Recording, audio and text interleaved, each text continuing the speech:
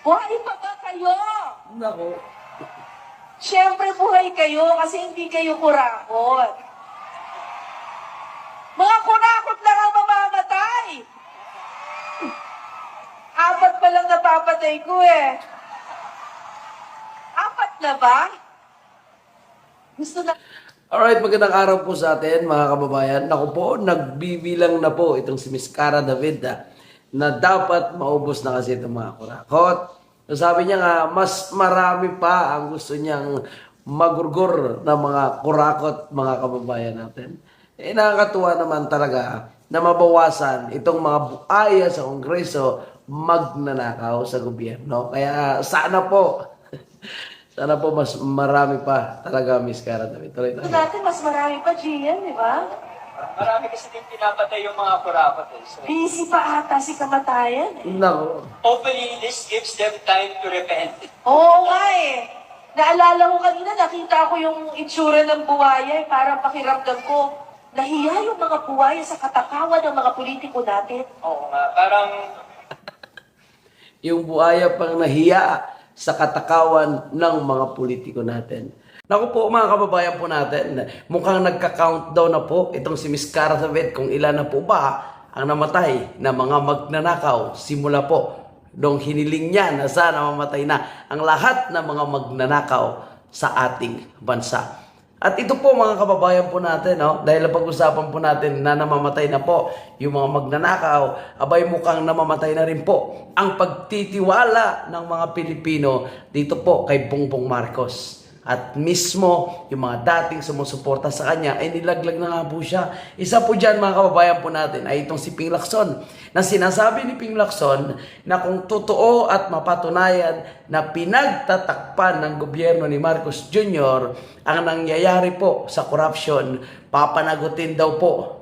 Kailangang papanagutin, sabi ni Ping Lacson, ang palasyo. Dahil tandaan niyo po mga kababayan, isa po sa nagbulgar na sinasabi na di umano'y itong si dating commissioner ng ICI na si Bib Singson umalis dahil sinasabi ni Erase, ikuninto sa kanya ha, na hindi na daw po makakayanan ni Bib Singson na maging tagapaglinis ng palasyo. Tagapaglinis, it means yung kalat nila po sa anomalya ng flood control. At nakaraan lang ay nag-resign na naman itong isang ICI commissioner na si Rosana Fajardo.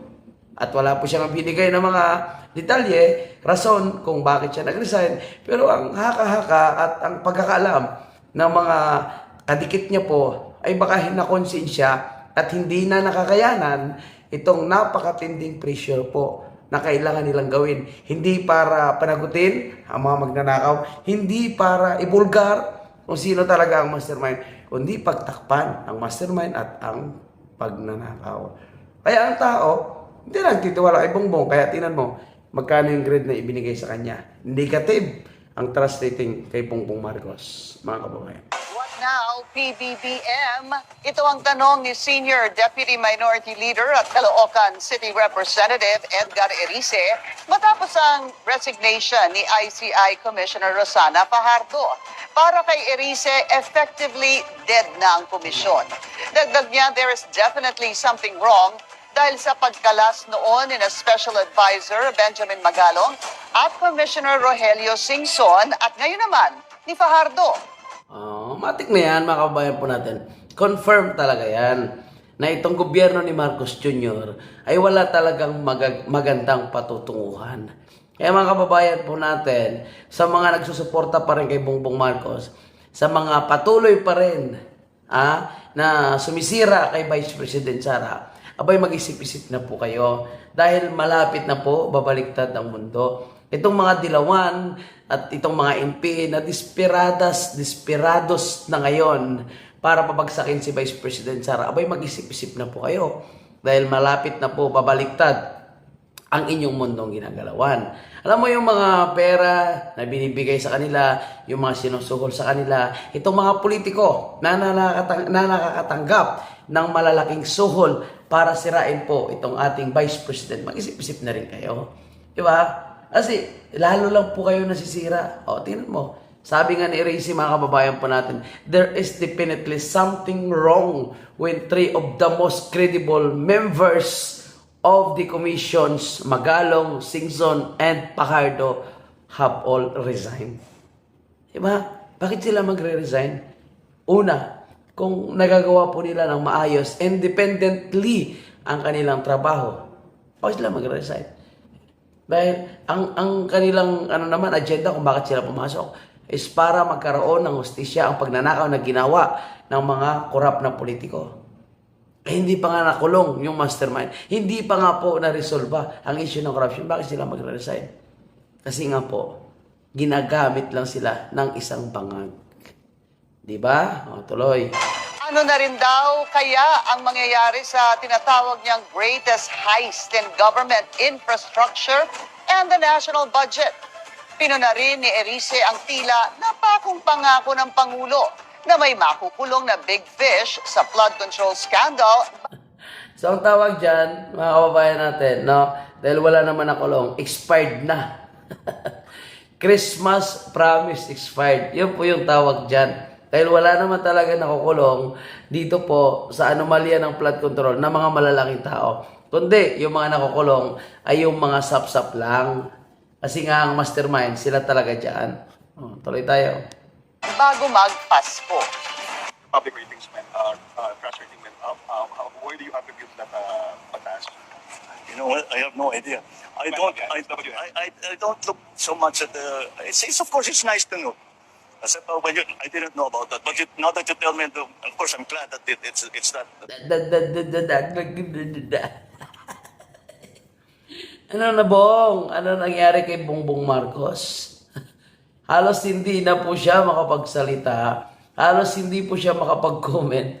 Dito po sa tanong ng Mystery Media, bakit negative na po ang iyong trust ratings? Hindi niya alam kung paano ipapaliwanag. Hindi niya alam kung paano i-explain sa publiko na hindi na po siya pinagkakatiwalaan. Kaya bong, mahiya ka naman. Mag-resign ka na at isama mo po ang iyong alipores. Dahil yung mga sundalo na yan, yung mga pulis na yan, nagpipigilan po yun. Dahil sa nangyayari sa ating bansa, malay mo, biglang ma-realize po nila po siya na talagang wala nang kakwenta-kwenta at walang magandang patutunguhan ang ating gobyerno hanggat nandyan si Bongbong Marcos. Expired yung promise niya.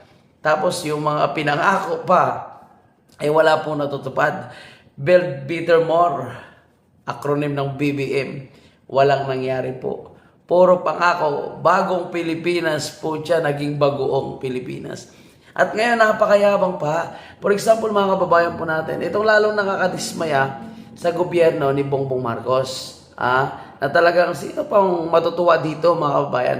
Mantakin mo, hindi miyembro ng gobyerno, mayroong pondo. Mantakin mo, mga kababayan po natin, Manny Pacquiao, hindi naman po siya senador, ha? Si Manny Pacquiao, mga kababayan po natin, hindi po siya senador. Pero mantakin mo, mayroon siyang budget. May naka-allocate na 200 million sa Sarangani na hiningi daw po ni Manny Pacquiao. And itong mga cabinet secretary ni Bongbong Marcos, o kagaya nitong si Ralph Recto, iutak din ng kasindikatuhan. Pasalamat ka po tayo ngayon dahil nag-file din ng kaso itong Save the Philippines Coalition upang mapanagot itong si Ralph Recto sa kanilang ginawang paghugot, pagkuha, o sabihin natin pagnakaw ng 60 billion ng pera ng PhilHealth. Tapos nung binabanatan po sila, isa pa yan, kung gaano kayabang itong nasa gobyerno ni Marcos Jr. na piling po nila, sila na po yung hari. Nakalimutan nila na yung tunay na boss sa bansang Pilipinas ay ang taong bayan na nag-elect sa kanila. Yung nagluklok sa kanila sa pwesto, pansamantala lang po yung kanilang katungkulan. Itong mga Santos, si Vilma Santos, asawa ni Ralph Recto, mga kababayan natin, napakayabang. Binabanatan daw po sila kasi sila nasa ibabaw. Tapos tayo daw po na nagkikriticize ay nasa ibaba. Paano hindi sila babanatan? Kasi puro pagnanakaw, cover up sa napakalaking korupsyon na kanilang ginagawa. Nagpapadagdag sila ng tax, lahat na lang gusto nilang buwisan. Pero hindi naman sila nagsiservisyo ng maayos. Puro na ang pagnanakaw yun nasa kanilang kaisipan. Kaya binanatan po ni Congressman Kiko Barsaga itong si Vilma Santos. Baka nakalimutan niya po kasi, mga kababayan po natin, no, na ang ginagawa po nila ngayon, ito po ay pansamantala lang. Yung nasa pwesto sila, pansamantala lang. Dito natin makikita na itong si Vilma Santos, hindi totoong mabuting tao ito. Ito po ay corrupt. Itong si Vilma Santos ay isang mata pobre. Diba? At sa bagay, tingnan mo naman kasi yung kanilang amo, si Bongbong Marcos, kung ano pong klaseng pagkatao. Itong si Lisa Marcos, kung anong klaseng pagkatao. That way. I guess it's just... Pinabalaan ni Public Works Secretary Vince Dizon na may inauthenticate siya sa mga dokumentong hawak ni Batangas Representative Lian. Yan na. Deny na po, mga kababayan po natin. Dinideny na po ngayon ni Vince Dizon itong mga Cabral files na nilalabas po ni Congressman Leviste. Kasi lahat sila dyan mabubulgar. Andro Leviste. Iginiit kasi ni Leviste na isa ang kalihim sa pwedeng magkumpirma ng authenticity ng files na nakuha niya mula sa DPWH at kayumaong dating DPWH Undersecretary Catalina Cabral. Sabi ni Dizon, Setyembre nang magpunta si Leviste sa tanggapan ni Cabral. Anya, nagpilit si Leviste na kumuha ng files at kopyahin ito sa kanilang flash drive gamit ang computer ng isang staff ni Cabral. Tumawag daw si Cabral kay Dizon para sabihing hiningi ni Leviste ang mga dokumento kaugnay sa alokasyon ng mga distrito. Hindi raw alam ni Dizon kung anong dokumento ang nakuha ni Leviste.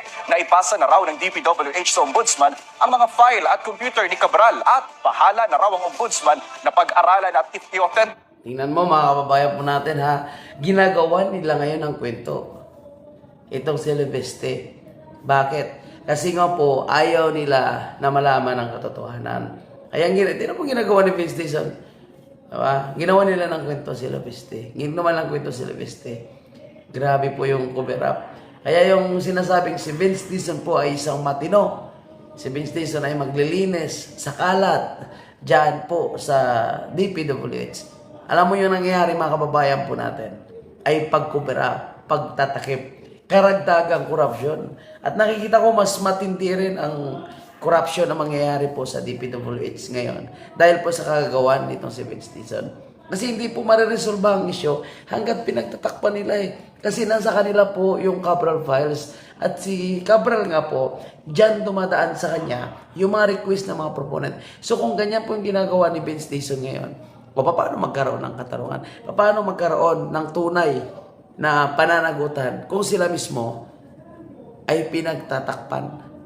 Yung napakalaking pagnanakaw po, mga kababayan po natin, sa gobyerno.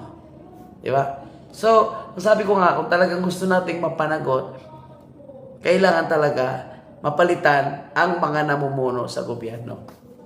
Mismo si Bongbong Marcos, mag-resign siya kung gusto niya talagang mapanagot ang lahat. Ay, kaso dito, ibukang kapito ko po sa gobyerno itong si Bongbong Marcos at mukhang walang planong umalis. Authenticate ang mga ito. Alinsunod sa subpina, itinanggi naman ni Leviste ang sinabi ni Dizon na puwersahan o manong pagkopya ng file sa kanyang flash drive. Hindi raw niya maisip. Ako, mas naniniwala ko kay Congressman Leviste sa katotohanan kumpara kay Vince Dizon na palalabas din na puwersahan na kinuha yung mga Cabral files. Kasi kung wala po silang tinatago itong nasa gobyerno, dahil sila po ay sinasabi nila na si Cabral po ang isa sa mga susi para matukoy kung sino po yung mastermind. Dapat pinoprotektahan nila si Cabral. Kaya isa rin po sa masisi natin, mga kababayan, kung bakit nagurgur si Cabral ay walang iba kundi ang gobyerno ni Marcos Jr. Kaya nga, hindi mawala po sa ating isipan na posible sila po ang involved or mastermind sa pagpapagurgur kay Cabral. Dahil napakaraming files, napakaraming sikreto na pwedeng ibunyag ni Cabral na ikababagsak po ng sindikato ng gobyerno ni Marcos Jr. Imagine mo kung ang nilabas ni Leviste ay ma-authenticate ni Cabral kung siya ay buhay. Kaya talagang pinagurgur po, mga kababayan po natin, itong si Cabral dahil nga para mawalan po ng authentication.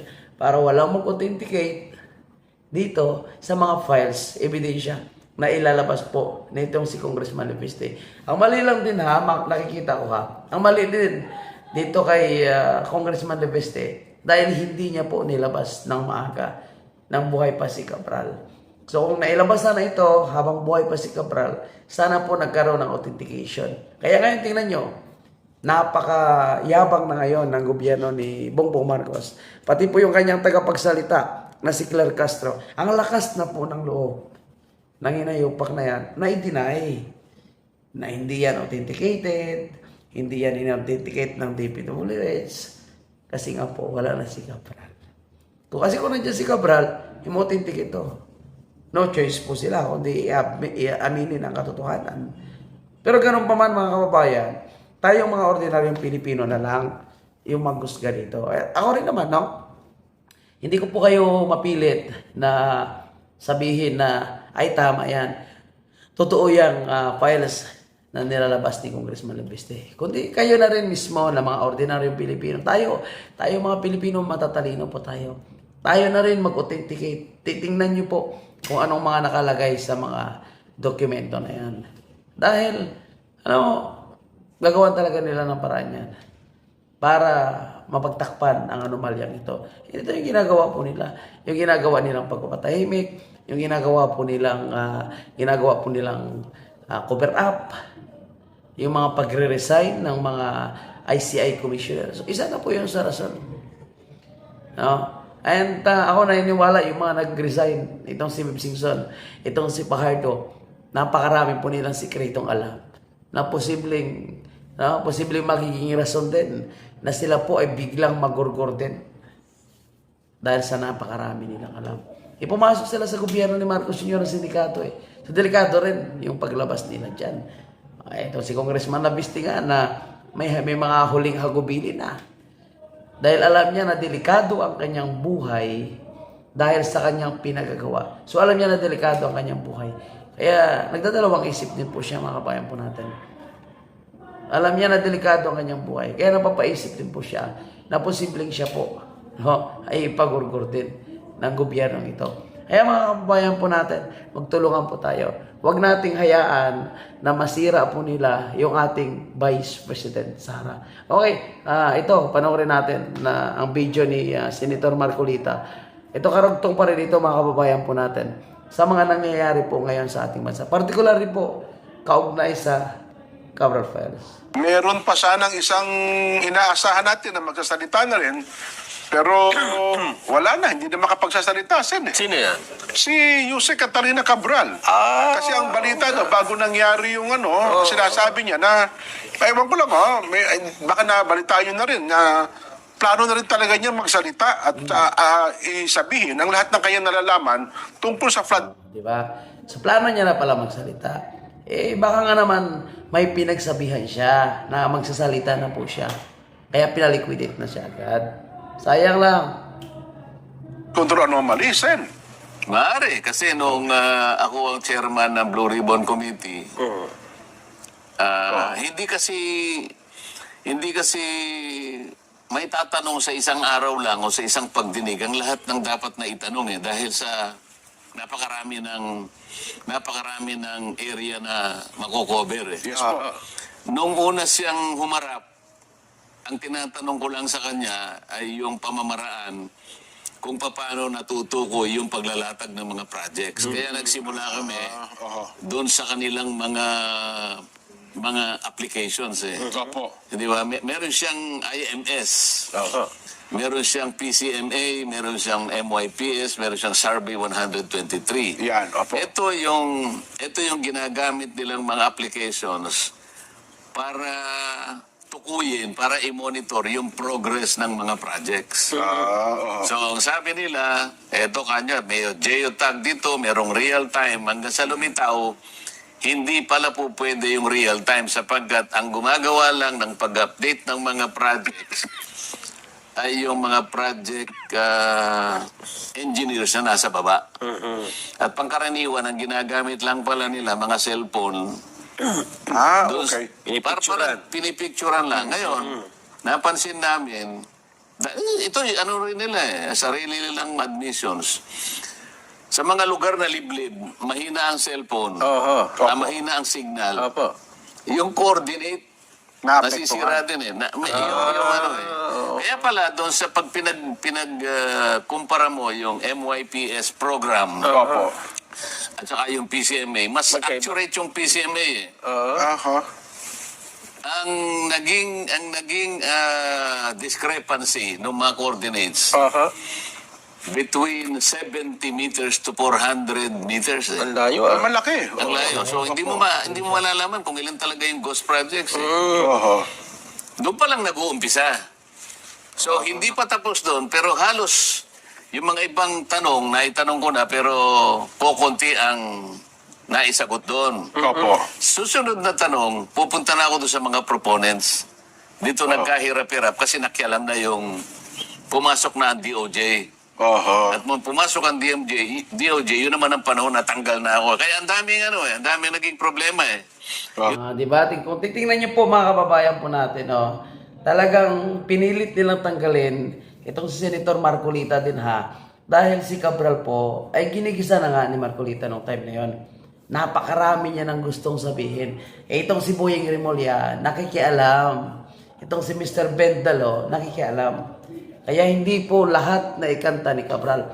And then, nung nagpalit na naman ng Blue Ribbon, itong putangin ng Ping Lacson na ito, anong nangyari po mga kababayan? Naiba naman ang kwento. Doon sila nag-focus kay Bernardo dahil yon ang parang nasuhulan po nila para ilaglag ang mga senador. Si Cabral wala na po masyadong tanong.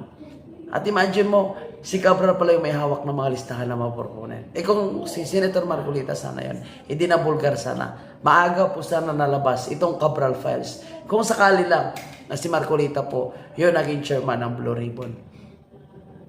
Kaya itong ginawa nila, itong pagkawala po ni Cabral, ay talagang malaking ito. Malaking kaluwagan kumbaga sa kanilang kaba nararamdaman. Kasi kahit paano, nabawasan sila. Nabawasan ang witness. Nabawasan ang may hawak ng katotohanan sa anomalya ng flood control. Sayang po itong si Cabral. And hopefully po, mga kababayan po natin, ay magkaroon pa ng mga witnesses para mag-verify nitong Cabral files na ito. Kasi kung aasahan lang po natin, si Vince Dizon, ICI, naku po siya, walang mangyari. DOJ, nandun na kunwari yung mga ebidensya sa DOJ. Wala pong mangyari, mga kababayan po natin. So, patuloy lang po nilang gagaguhin ang sambayan ng Pilipino. Ito si Sandro Marcos na sinasabi niya, my father is my inspiration and mentor. Totoo yan. Mentor sa pagnanakaw, laki ng insertion, at sabi nga ni Amy Marcos, mentor sa pagiging addict. Itong si Bongbong Marcos. Kaya sana po, itong si Marcos, mahiya na lang po mga kababayan po natin. Negatibo na po yung kanyang grado. Grabe. Hindi na po talaga katanggap-tanggap ng mga, hindi na po talaga tanggap ng mga Pilipino itong si Bongbong Marcos. Sinusuka na. Dapat siya na lang mismo ay kusang sumuko. Imagine mo, bigyan ka na lang ng 3%. Negative Negative 3% na grade ng taong bayan. Di ba nakakahiya po mga kababayan po natin? At ito yung nagsasabi na, ayan, lilinisin daw po nila yung corruption sa DPWH. Papanagutin ang magnanakaw. O, tingnan mo. Yung files ni Cabral ay pilit nilang dinideny. At sinisiraan nila yung tao nagsalita ng katotohanan. Ay mga kababayan po natin, dahil yung mga ito isani puwersa na rin sila sa paninira po kay Vice President Sara. Dapat magkaisa po tayo.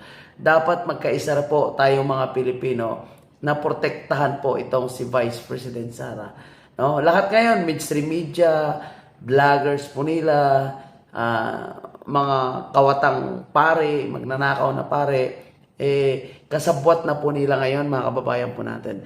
Gustong-gusto na po nila na sibakin, mga kababayan, itong si Vice President Sara. Gusto na po nila i-impeach, gusto na po nila ipakulong. Ang katotohanan dyan, wala namang kasalanan si VP Sara. Yung kuha mismo ang nagsabi na malinis po ang confidential fund ng ating Vice Presidente. Pero mga putang ina, mga bayarang pare, mga tilawan, itong gobyerno ni Marcos Jr., si VP Sara pa rin ang gusto nila ipakulong. So talagang wala silang plano na panagutin ang mga malalaking isda. Kundi gusto lang po nila na paikutin ang mga Pilipino. At kung ano-ano na lang na drama, propaganda ang kanilang ginagawa. So hopefully, mga kababayan po natin, ako naniniwala na may mga tao pang magsasalita at lalabas para tuluyan ng mapulgar itong sindikatuhan ni Bongbong Marcos. Hindi naman natin nakalain na babaliktad si Saltico, di ba? Ngayon, nagtahimik, hindi natin alam kung bakit. Si Gutisa, hindi natin alam kung nasaan na si Gutisa. Ang dalawang bodyguard, driver, bagman ni Saltico, nawawala din po ngayon. So, sana itong taong 2026 na ito ang magbigay ng liwanag sa tunay na nangyayari sa ating bansa. Magbigay ng katotohanan at mapanagot itong mga putangin ng magnanakaw sa gobyerno, mga kababayan po natin. Kaya, protektahan natin yung ating bansa. Protektahan natin si Vice President Sara para mapanagot talaga itong mga tunay na magnanakaw. Sa mga nag-aabang po para sa Tay Kami Naman Signature Campaign, abangan nyo na lang po yung post natin sa ating Facebook page na Kababayan PH. Pareho lang po pangalan dito sa ating YouTube account sa ating pag-iikot sa bandang Central Luzon para po manghalap ng signature para po sa petisyon na gagawin kay President Duterte sa Supreme Court. Ito ay para magpilitin ang gobyerno ni Marcos Jr. na pauwiin si Tatay Digong. At ang Supreme Court ay dapat nilabas na po nila yung mga pending petition na pinail po ng mga anak ng ating dating presidente. So hanggang dito na lang muna mga kababayan. At kung kayo po ay umabot sa video ito, paki-like naman. And kung kayo ay hindi pa nakasubscribe, pa-subscribe naman mga kababayan. Maraming salamat. Mabuhay ang bansang Pilipinas.